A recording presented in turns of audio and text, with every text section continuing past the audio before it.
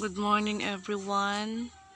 Sa mga nagtatanong kung bakit hindi ako nakafocus sa YouTube, kung bakit hindi ako nakapag-video, nagkaroon kasi ako ng problema. Ang bigat-bigat kasi sa dibdib. Pag mayroon kang problema, hindi ka makafocus. Sobra talaga. Kaya ngayon lang ako muli nakapagawa ng video. Ngayon lang ako nakapag-update sa YouTube ko. So, ngayon, ito yung bahay ng kapatid ko. May isi-share ako sa inyo. Alam nyo ba, yung bahay ng kapatid ko na yan, ano yan dugot pawis ang pinagpuhunan yan. Kaya lang, hindi na sila nakatira dyan kasi may ano dyan, may kanto dyan. Yes, totoo yan. Real talk lang, mayroon talaga. Kasi, yung anak niya, laging inaatake dyan. Kaya lumipat sila.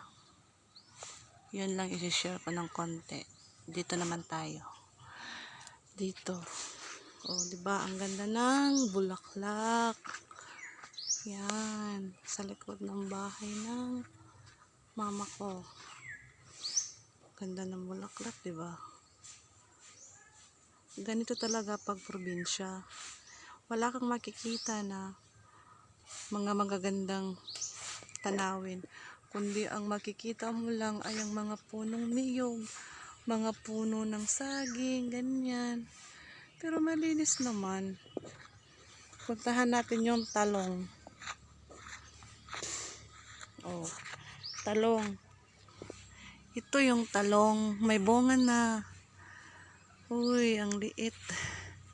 Pwede na siya pwede na siya maluto mamaya. Ano ba to? Ito yun, oh. Tingnan nyo guys. O, diba? Isang puno, dalawang bunga. Yan. O, ito yung tanglad ko. Ang linis. O, diba? Ito yung dati ko na video. May ginagawa na ako na video dito dati. Kaya lang. Medyo matagal na yun. Ito yung niyog. Napakaliit. Oh, diba? Super liit.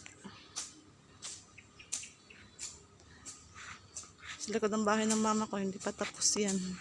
Sorry guys, ito yung CR. Yan. From now, ito lang muna yung video ko.